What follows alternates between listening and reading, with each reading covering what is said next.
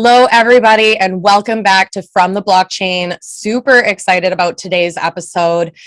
Very excited to introduce our guest today. First, I'm Ashley, also known as Board Becky, and I'm here with my co-host Danielle, also known as NFT Ignition. How are you doing today, Danielle? I'm doing great. How about you? I'm really good. I'm pumped. I'm super excited. It's been, for those of you who are listening to this podcast at release, you know it's been a crazy week in NFTs. A lot of drama, a lot of security concerns. I think we've kind of gotten back to like the comfort zone now, which is really good. Hopefully everyone's safe and didn't panic too much over the weekend with some of the concerns that were floating around and rumors with OpenSea, etc. Apparently, we're all good. So it was just a crazier weekend than I expected. Danielle, how did you manage? I know you were up like all night, every night, helping people. Do you want to talk about that? I think that's important. So I spent a lot of time teaching people how to revoke privileges, how to move wallets, how to create new wallets, how to protect their seeds if they weren't doing so the first time. Telling a lot of people to get a dedicated computer. If you have a lot of assets, as I said before, having your email on a different computer than your wallets can save you from a lot of things like this. For example, you would have been protected if that had been the case. So just walking people through all that all weekend. Right. And it turns out this was a phishing scam is what is believed to be the case. And what likely that means is links, malicious emails that people were believing were coming from a different source. So you always want to be mindful, everybody. All right, so we're going to jump in. I'm so excited to introduce our guest, Jay Rosenzweig, which I know I just mispronounced your name. No, Rosenzweig, you got it. Jay is the first guest that I have now met through a referral that from a person that I highly respect in real life. So someone that I admire, from my real life world has introduced me to Jay. Jay and I got to chatting recently. He's doing a ton of stuff in Web3. He's an investor. He's invested in lots of companies. And as of late, a lot of companies that are related to blockchain, NFT technology. I'm going to let him kind of overview some of the investments he's made if he's comfortable doing that. But I know there's things like Crypto Slam, a lot of names that many people in the NFT space may be familiar with, but also companies like Cover US, which is something that is more in the healthcare field that is using blockchain technology. So that's really exciting. But also he's a founding partner of Rosenzweig and Company, and they are experts in designing and building world-class teams. And he's been focused on human rights, bringing women to the center of leadership for a long time. He has a really wonderful annual report that he does. And I know that this year, the report, by the way, I think it's going to be the 17th year of this report. And I think there's going to be a lot of NFT blockchain context. So I'm excited to hear about that. But Jay, I'm going to let you please, given you have such a long CV, you have a law background, I'm going to let you decide to tell us what's important for our audience members to know about you today as we move forward into this conversation. Well, thank you very much, Ashley. Good to connect. I basically operate in 4 different buckets. So one bucket is the film. Oh, and by the way, I'm Canadian, just like you, born and raised in Montreal. And I studied at McGill University for 7 years straight. I did a philosophy degree and 2 law degrees, and that experience was very informative moving forward for my whole life, including having met a really important professor there named Erwin Kotler, who's an international human rights champion. He represented people like Nelson Mandela back in the day. And if you fast forward to today, back to the first bucket I was going to mention, the philanthropic bucket, I chair his human rights board. It's called the Raoul Wallenberg Center for Human Rights, and we're representing the Nelson Mandelas of today all around the world. We're combating the global trend toward authoritarianism. We're protecting women's rights and the rights of journalism and media freedoms, and really combating racism and hate in all its forms and discrimination in all its forms all around the world. So that's one thing that I do in that bucket. Another is Black North, which was established in the aftermath of the George Floyd tragedy. So I sit on that board. We've gotten hundreds of companies to sign a pledge to do better in terms of Black executives amongst their leadership ranks. We've gotten checks from mayors to invest in affordable housing and from banks to invest in mentorship programs. And we've issued joint statements in my capacity as chair of the Raoul Wallenberg Center and board member of the Black North Initiative, really in favor of issues like police reform or rising together in common cause against racism and hate and anti-Semitism. Another board I sit on is called Pandemic of Love, where Shelley Tagilsky, its founder, raised $60 million during the pandemic for those in need. She was made a CNN hero, and she writes a column in Time magazine on the beautiful relationships that have been made between donors and donees and the beautiful learnings that each of them have achieved and the enrichment of their lives. I'm on a refugee board called When We Band Together, and many other issues in the philanthropic space. As you mentioned, a second bucket of mine is the town strategy business that I'm in. So we help companies, big and small, all around the world, at top levels of the corporate world, to help build, design, and attract world-class teams for these businesses so they can go to the next levels. The third bucket would be, and it's related, everything's kind of interrelated, would be helping tech founders to scale up their businesses from many points of view. One would be, of course, talent strategy and team building, but also things like fundraising and business development and just overall strategic and operational advice, given all the experience and connections I've been so fortunate to have been able to develop over the years. So it's gotten to the point now where I have shares in and am on the advisory board of dozens of emerging growth businesses.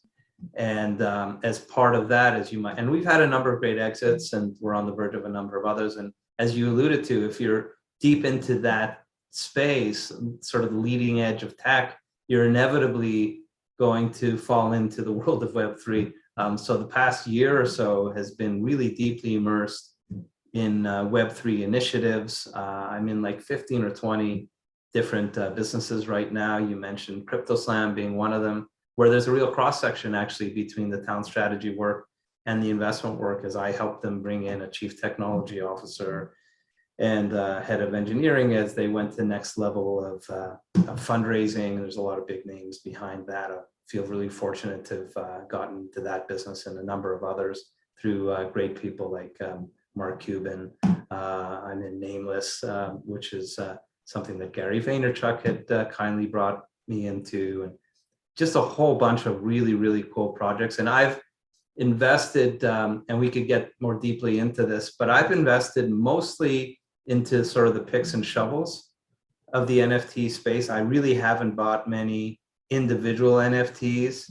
I'm of the view that we're kind of, mid to late 90s Web 1, where internet was predicted to be a thing, and obviously it's become a thing, but 98% of all projects ended up failing. You have just a couple of projects that have really emerged, such as Amazon and eBay and things of that nature.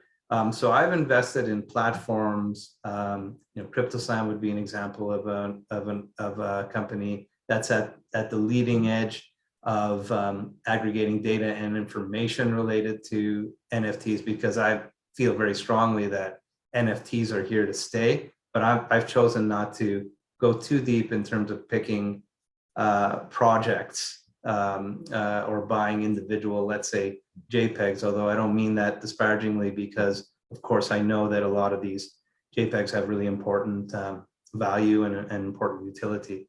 So that's the third bucket. And the fourth is family, which I have a wife and 3 kids, and that's by far the most important aspect of my life and my biggest priority. But everything kind of interconnects, like the human rights and the investment side intersect in a really important way, because impact investing is very important to me. More than ever, it's really important to me that I invest mostly in businesses that will have a really positive effect on our universe. I have a deep interest in music and have a lot of involvements in that space as well as sports. Good to be here. But that's a little bit of a really quick snapshot of the various things I'm in. I'm happy to dive much deeper into anything you like. Thank you so much. I think what I really appreciate for our listeners is for them to be able to see the world through your lens. And as we continue on with this podcast, we're really hoping to introduce the wide variety and diverse players that are, getting involved in Web3, that are paying attention, and why. Because I don't anticipate all of our audience are just looking at figuring out what the next best NFT project to invest in is. We're really hoping to help spark thought leadership, and in particular amongst women, who are probably already influencers in their world. Maybe they sit on a board, maybe they're involved in high level, executive levels in their companies. And we really want to help them understand and appreciate that this is where the world is moving. Don't feel silly about bringing these ideas to the people around you. Dig deeper, and understand that there's going to be a lot of criticism and skepticism, initially, because people don't understand what all of this means. So, That's right. there's so many ways we can go with this, but I am wondering, when we look at your primary business, when we look at your team building, and that's probably, I'm not giving it justice calling it that, but looking at building world-class teams, if you're doing that today, it must look so different than doing that 15 years ago. So what kind of conversations are you having with organizations that are wanting to make sure that they're innovating, that they're not only relevant, but thriving? How are you encouraging them to think about the world we're entering right now? For sure. Well, I mean, you make a lot of really good points. What I found over the years is that the biggest wins come from not saying no and not being skeptical from the get-go, saying, oh, this looks stupid, I'm not going to dive into it. You're much better off kind of with a maybe and a little bit of research and a little bit of an investigation. And the deeper I dove into the Web3 NFT space, the more I understood and realized, this is the future. This is happening. And it's only a matter of, who gets it today and who wants to dive in early.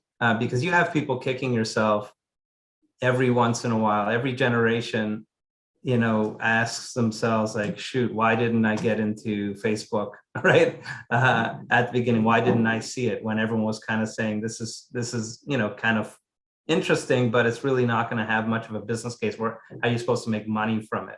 The same goes with the internet. This is kind of cool. You get some information, but it's probably just a fad, right? So I think the people who are more open and more humble in the way that they look at potential progress, those will be the big winners at the end of the day. And that's the kind of thing I've been talking to my more traditional clients about. The other thing I would say is, from the point of view of team building, if you're looking, for example, for a chief technology officer to help take your Web3 business to a new level, or your blockchain business to a new level, because we're so early, it's sometimes a mistake to look for somebody to head up your technology department based on the fact that they've been spending a lot of time on the blockchain side or the Web3 side. You might want to hire under the head of tech for that kind of individual. But in many cases, they're actually shallow in terms of leadership and business experience and scaling up experience. So you might be better off bringing in someone who's scaled up a number of times in other technology contexts, and bring in some of the more junior individuals who have the passion specifically for this space. So it's a bit of a tricky thing, but we've navigated it, I think, pretty well with our clients, including CryptoSlam, and that's kind of the approach we take. Yeah. I'm wondering if you'd be comfortable diving in just in a short version of explaining Cover US as an example of blockchain technology, because I think there's still a lot of folks out there who aren't really understanding the use cases for blockchain. And I think that healthcare is not sexy. It's not, necessarily meant about driving profits, although maybe that somewhere in there, there are, profit opportunities. But I think that might be an interesting way for someone to be looking at this from a completely different angle. So if you don't mind giving us just an overview about that, just to give, Sure. Well, what I can talk about is how blockchain can have a really positive impact on the world of healthcare. And that is because of the following, and it applies to NFTs as well, right? The fact that blockchain is fixed and immutable and is something that can't be manipulated is really, really important and can't be lost. So as an example, if you have a number of doctors, it typically applies even more to the elderly or individuals who have chronic illnesses. But if you have a number of different doctors and you have a big history of medical care, what can happen very often is there's a lack of coordination between healthcare providers, so that you can have one doctor prescribing you a medicine and another doctor prescribing you a medicine for something else, and those medicines don't necessarily interact with one another properly. If everything if all of the data is given back to you as an individual on your healthcare journey, then it's much easier to track, and it's much easier not to have different healthcare providers along the journey that you're on, stepping over each other and creating problems and mistakes, and providing for you a much better overall context. The other thing I would say is very often pharmaceutical companies will cynically exploit and benefit off of your data, just like social media companies might in the Web 2 space. If you have all of the data as an individual in your own control, then you can have the ability, if you wish, to profit from your own data rather than having big corporations do that. So that's kind of a couple of examples of where healthcare could be really, really benefited from the whole blockchain space. Mm-hmm. Well, I'm taking it slightly different direction. I know that you focus so much on equity, inclusion, diversity, and we know your report's coming out soon. Danielle and myself are in this space really looking to help empower women in Web3, onboard them, help them understand, and just create, more than anything, I think just be voices in the space, from a woman's perspective, I suppose, and create a narrative that's a little bit more diverse. But when you're looking at the Web3 environment right now, what are you seeing? And, when you bring in your expertise with building teams, like, why is it so important to you to make sure women are involved in leadership and decision making and creating? Right. Well, as you alluded to, I've been advocating for women in leadership for 2 decades now. I've been doing an annual report on women, and the kind of foundation of the report, although it's become a lot more big picture in terms of advocating for women all around the world and in all different sectors. The basis of it is measuring the percentage of women in top jobs across Canada. And when I began doing this research in 2006, I thought the numbers would be low. I didn't realize they'd be that low. The number was 4.6%. If you fast forward to today, the numbers have pretty much doubled. That's the good news. The bad news is we're still under 10%. And I believe that that's a really unacceptable percentage, and we need to push the numbers way, way higher. First, most importantly, there's a moral imperative in terms of equality. And that's the overriding principle that drives me in advocating for this work. But at the same time, if the moral issue is not overly of concern to you, which it might not be to a number of business people, study after study has shown that in business and beyond, that the more diversity there is around the table, the better the business results. There's Harvard business case studies, there's McKinsey and Company studies. Like, you're going to do better as a business, especially like, think about, imagine a consumer business with 10 70-year-old white guys around the table trying to figure out, the best strategy moving forward. I mean, not having women in that discussion would just be so crazy. So there's a business perspective, but most importantly, there's a moral imperative. And what I've been doing is I've been having, over the last number of years, having cover art in the beginning pages, as well as quotes from diverse individuals from all different sectors and walks of life in order to amplify the discussion. So we've had Prime Minister Trudeau lend the comment and quote, and Sheryl Sandberg and Elisa Milano. We have Mark Cuban this year. Hopefully we'll get a nice quote from you as well, Ashley.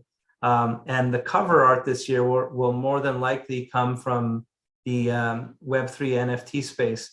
I was speaking with Boss Beauties about perhaps doing a cover art for us this year before I even met you. So stay tuned, but including the leading women Web3 and NFT projects and incorporating them into my project this year, my 17th annual report, is really, really important to me. I'm glad to see that there's amazing projects like yours and World of Women and Boss Beauties and Women Rise, like Deadfellas. There's so many amazing projects out there that I'm so excited about. I'm working with Caitlin Cronenberg on a project called Feet and Eyes Guys, which you all should look out for. It's going to be a really fun project. She's an outstanding artist and photographer, as you probably know, and filmmaker. So I think that even the NFT space is a little bit too male dominated, but there are a lot of women and women-inspired projects that are coming up. And I'm really optimistic, just generally because of the fact that the blockchain space by definition is meant to democratize and not be top down, but rather bottom up and community oriented. So I think through the Web3 space, perhaps we'll have some amazing breakthroughs as it becomes adopted in a more global and mainstream way. Now, how are you gathering the information in the NFT space regarding like the women? I'm always curious when people are doing that kind of research, because as a decentralized market, people don't have to check a box. They kind of have to be somewhere with their face out for you to kind of know that type of information about them. Yeah. So in terms of my own report, every public company in Canada, similar to in the United States, has to disclose the compensation of their CEO, their chief financial officer, and the next 3 or so most senior people in their organization. So the study I do is literally ironclad data. So if you have 500 top executives in Canada, we measure how many are women and the percentage.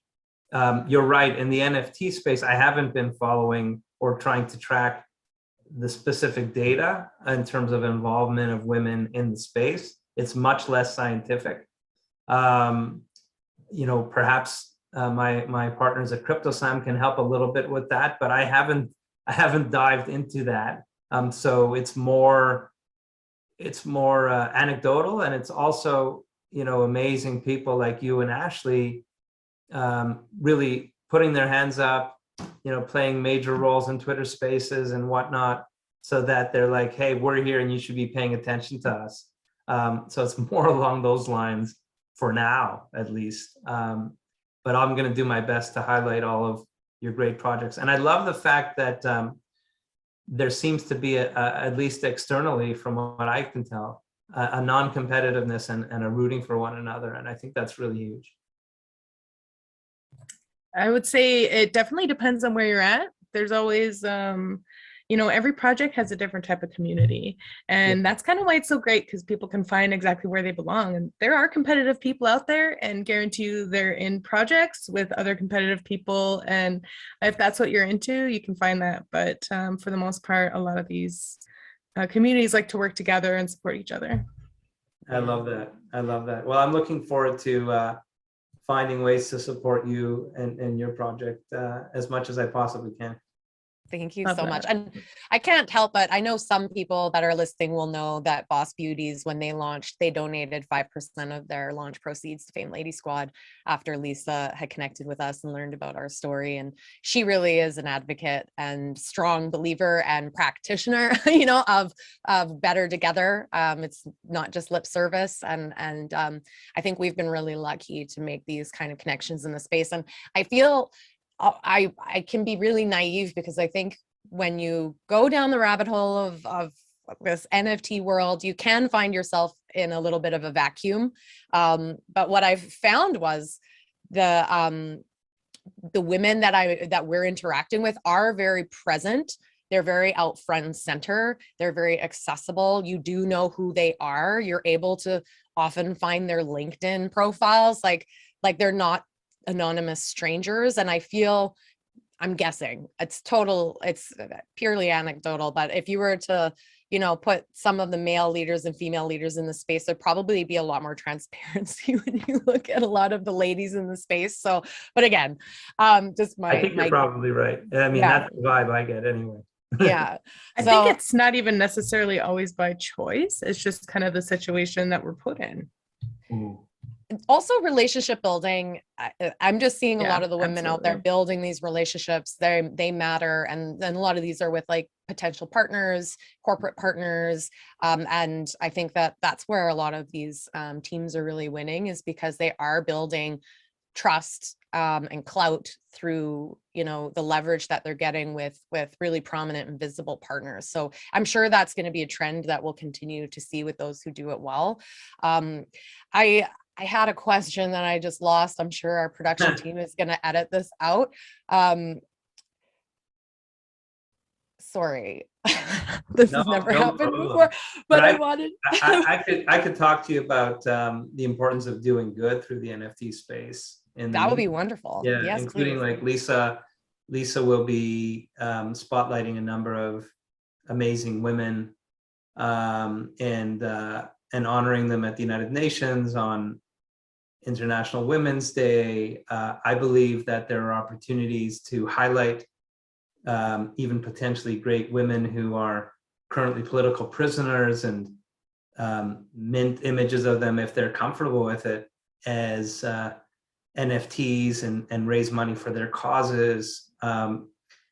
David Bianchi got into the NFT space through his spoken word short films, the first one being I Can't Breathe, which was released on the anniversary of George Floyd, and we helped him to sell that NFT, and the proceeds went to the George Floyd Foundation. So there are so many different ways that we can use this technology for good, for profit at the same time, because there's nothing wrong with that, but it can also be used to bring awareness to really important issues and also raise funds for those and other issues.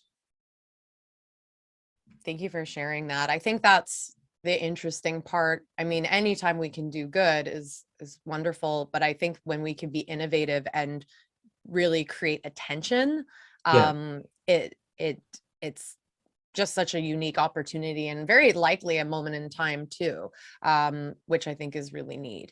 One thing I did want to ask you was, when you're kind of aside from not-for-profit stuff, maybe more for-profit, for those who are listening who are interested in investing in Web3 in general, that are in, the position where they're able to do that. So not so much investing in crypto or in NFT projects, but where they're really curious about, startup companies or companies that are transitioning. How do you choose where you want to participate and put your money and maybe take the risk? Like, how do you do due Right. diligence? How do you, how do you vet companies that are entering this space to know that they're worth placing a bet on? Well, first of all, it has to be an idea that's really, really scalable, and that's solving a really interesting problem or issue. For example, I just had a presentation made to me from some really bright individuals, young individuals who feel that they could do a lot better than Discord. And so they so they laid out all the messiness of Discord and how they would clean all of that up and make something that's a lot more easily manageable and user friendly. So things like crypto slams, another example, etc. But I'm all about people, and that's the business I'm in. And what I've seen is that no matter what the idea, if you have a really bright, creative, high integrity individual, especially if they have a track record of having built things in the past and done really well with it, you really want to bet mostly on the person, assuming you like the idea and there's an interesting impact potentially. You really want to bet on the person, because the earlier the stage of the business, the more likely or the more inevitable it is that the business is going to pivot and take all kinds of twists and turns. So you're really betting on the horse, if you will. You're betting on the individual. So that's really important to me. And as you're in a relatively new space like Web3, it's also interesting to me if there are prominent investors behind the business. So 4 or 5 of the projects I'm invested in, Mark Cuban's in, and he's had obviously a really good track record. And a person of that stature can also help to grow the business, even by virtue of him being attached to it. Gary Vaynerchuk would be another example, etc. So the other thing that I keep a keen eye out for is the people behind the project, either running it and or investing in it. Because there are a lot of artists out there who I'm rooting for big time, who've developed really beautiful NFT projects and art, etc. But what I worry about is if you're investing in those NFTs, are the people behind it business oriented enough to continue consistently scaling it so that value continues to stay at a certain level and can be taken to new levels indefinitely, because that's what you need to have a sustainable business. Well, first comment, you always know if someone knows Gary Vaynerchuk through a business perspective in relationship when he's called Gary Vaynerchuk versus Gary V. Absolutely, absolutely. But second of all, I think that your comment is just rings so true. And I think that's what we're learning more and more and more, even just in the NFT world, that importance of the jockey and the leadership. And my observation has been there have been some really great collections, as an example, that it from afar looks like it should do really well, but the maturity of the founders or artists are just not there. And that's why I think it's so important before you invest or buy, and invest a strong word maybe, but before you buy anything, it's really important to try not only to learn about who's behind it and where they've come from, but also just try to get a sense of their tone and their mannerisms, and like if they're engaging online on Twitter and Discord, etc. Because I have heard of and seen some projects where they actually have it easier than others because they have influence or they have connections to influence. But as soon as something doesn't go right, they're in the Discord being defensive and kind of, dare I say, whiny. And That's it's a just, great point. That's a great point. it's just one of those things. So for those of you who are listening, like if you're thinking about buying it, I know we don't want to live in Discord all the time. And to Jay's point, it's not a very user-friendly environment unless for some reason you love it. But it's worth at least doing your due diligence, scoping it out, checking, getting the sense of the culture of those people behind the team and the project. Yeah, and maturity is a big one. You're right. But in addition to maturity, even if you have an artist with a beautiful collection that is salt of the earth, like just a beautiful person and mature, etc., if they don't have business experience and there's no business people around them, that's a flag too. Yeah. So there may be a difference if you're choosing to just purchase something because you like the art. That's right. That's right. It. And I agree with that. And you're not expecting anything else. I agree with that. And there's room for that. There's room for that. And yeah, and I'm all for that. Just art for the appreciation of art. Mm-hmm. Yeah.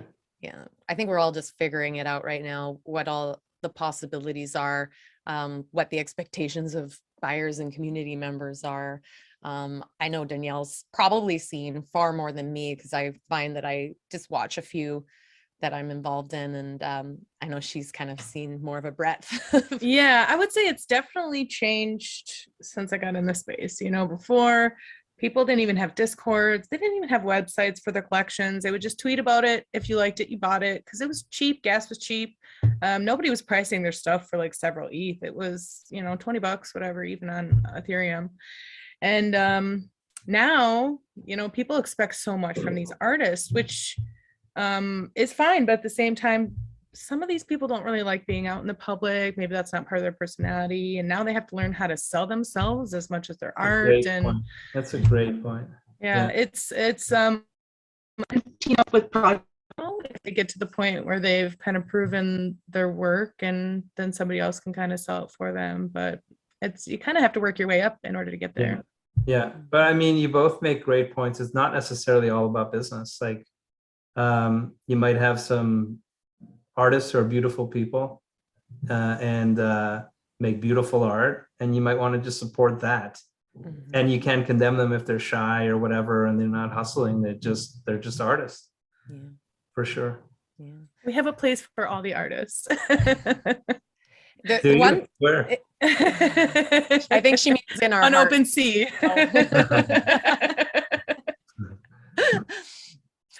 So Jay, what's next for you? What are 2021 was a crazy year. I'm sure you were a very busy person, throughout the year. What are you thinking of as we move into 2022? How do you see yourself being involved? What are you thinking about? So I've planted a lot of seeds in 2021. I'm in a number of really, really fascinating projects. I think 2022 will be focused mostly on helping these seeds sprout and supporting the various founders that I've invested in, but at the same time keeping an eye out for potentially new investments and new opportunities to advise businesses that I'm passionate about. But it'll be less aggressively looking for new things and more really supporting the projects that I'm currently in. Mm-hmm. And of course, beyond the tech and investment space and beyond the Web3 space, just helping to make the world a better place from the point of view of the human rights activity I do and the women's rights activity that I do. And if I can leverage off of the Web3, the beautiful world of Web3, to help achieve those goals, that would be the most satisfying thing to me. Mm-hmm. Well, I'm excited to follow your journey. I'm excited for your report. Can you let our audience know when to expect it and how they can find it? It will be coming out before International Women's Day, which is March 8th. So it'll be somewhere in and around that date, hopefully like March 1st or so. I'll be sending out the link and announcing it on my various platforms, but you will find it on my business website, which is it's Rosenzweig and Company. So if you Google Rosenzweig and Company, you'll find my website, and there's a tab which talks about diversity, and in the diversity tab, you'll be able to find it. But yeah, we're getting close. It'll be within the next couple of weeks.